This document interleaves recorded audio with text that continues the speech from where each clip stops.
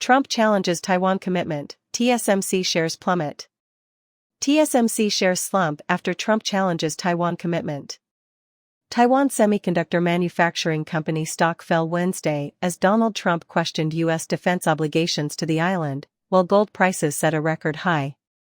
TSMC, the world's largest semiconductor foundry, slumped 2.4% after Trump's Bloomberg interview on Tuesday. Gold, a hedge against inflation and uncertainty, reached $2,482 per troy ounce. On Wednesday morning, New Zealand reported lower-than-expected second-quarter inflation. The currency surged 0.5% versus the US dollar to 61 cents, and the S&P/NZX 50 index rose 0.6% to a 29-month high. Georges Elhedery becomes HSBC CEO. Georges Elhedery will replace Noel Quinn as HSBC CEO on September 2.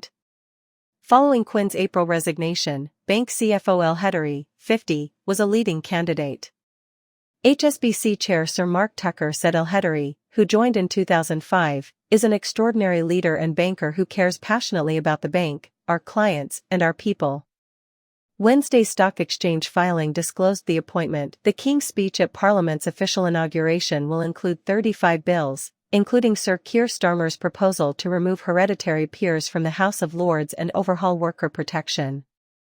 Economic indicators. Reuters experts predict the UK's headline price growth to decline from 2% in May to 1.9%.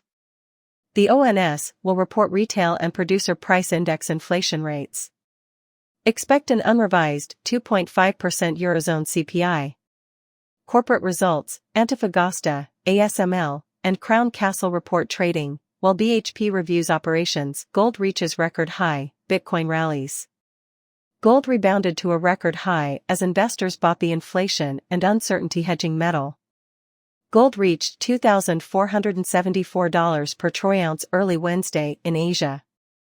Economists worry that greater import tariffs could boost inflation in a second Trump presidency. Bitcoin prices have also risen after an assassination attempt on Trump, which raised his chances of winning November. He supports crypto more than Biden. The volatile cryptocurrency increased 1.9% to $65,917 per token. Asian entertainment nowadays. Events. Outgoing Indonesian President Joko Widodo concludes his UAE visit, and India's Foreign Minister Subrahmanyam Jaishankar concludes his Mauritius visit. Central banks. Indonesia's central bank sets interest rates at 6.25%. Economics. Singapore reports non-oil exports and Indonesia releases June loan statistics. The Asian Development Bank will issue its latest regional economic assessment. Company updates. Asian Paints and LTI Mindtree publish quarterly earnings. Donald Trump Jr. claims GOP no longer must bend the knee to Murdoch.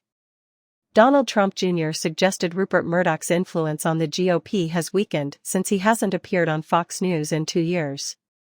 There was a time where if you wanted to survive in the Republican Party, you had to bend the knee to him or others, Trump Jr. told Mike Allen of Axios.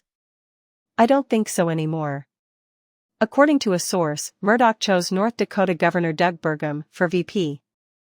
Murdoch's Wall Street Journal and New York Post editorial boards approved Burgum as Trump's running mate. Donald Trump Jr. claims GOP no longer must bend the knee to Rupert Murdoch on X, opens a new window. Donald Trump Jr. claims GOP no longer must bend the knee to Rupert Murdoch on Facebook.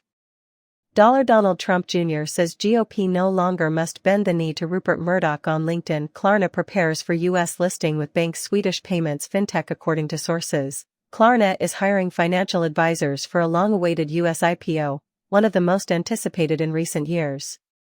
The sources added Morgan Stanley, J.P. Morgan, and Goldman Sachs were leading the search for top jobs in the buy now, pay later pioneer's potential listing. Despite no final decisions, the persons suggested an IPO may happen in the first part of next year.